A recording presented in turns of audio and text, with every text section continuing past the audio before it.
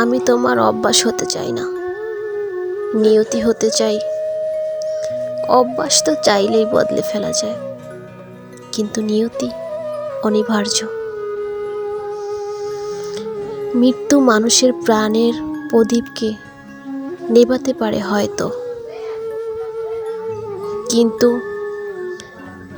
প্রিয়জনের বুকের ভেতরে থাকা অনুভূতিদের মুছে দেবার সাধ্য কি তার থাকে? খেয়াল করলে দেখা যায় কখনো সখনো অনুভূতির কাছে মৃত্যুকে হেরে যেতেই হয়, কারণ আমরা যে স্মৃতির অতল গভীরে অনুভূতিদের খুব যত্ন করে আঁকড়ে রাখি।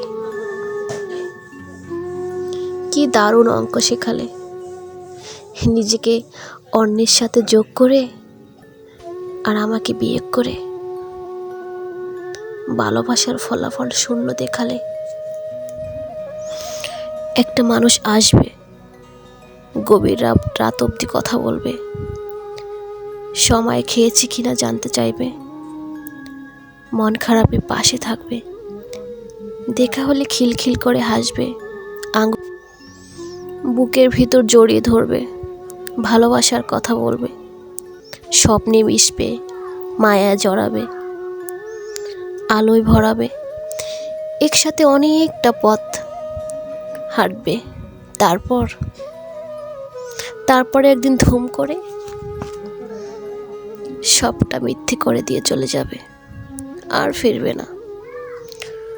শত আকুতি মিনতি করলেও না।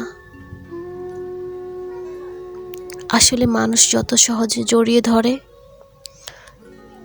তার থেকে বেশি অনায়াসে টান মেরে ছুঁড়ে ফেলে দিতে পারে। মাঝে মধ্যে ভীষণ অশান্তি লাগে,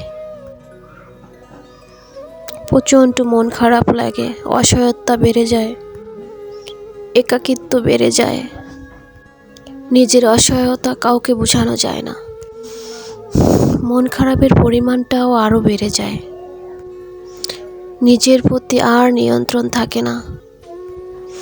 কিছু সময় বড্ড খারাপ, খুব বেশিই খারাপ। সবাই বলে মানুষের সাথে মিশো, তাহলেই মানুষ চিনতে পারবা। আর আমি বলি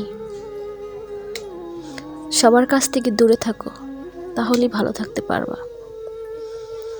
যত মানুষের সাথে মিশবে, যত মায়া জড়াবে, ততই তোমার জীবনে কাল হয়ে দাঁড়াবে। নিজের খুশি নিজেকেই খুঁজতে হয়। নিজের খুশি অন্য কারোর উপর ছেড়ে দেওয়া মানেই তোমার দুঃখটাকে আরো বেশি করে জড়িয়ে ধরা।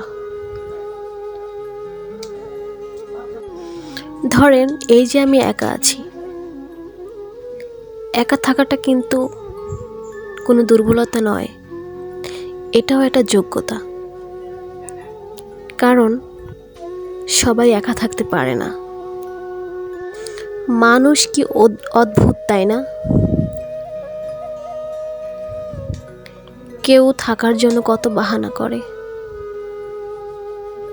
আবার কেউ চলে যাওয়ার জন্য কত বাহানা খোঁজে।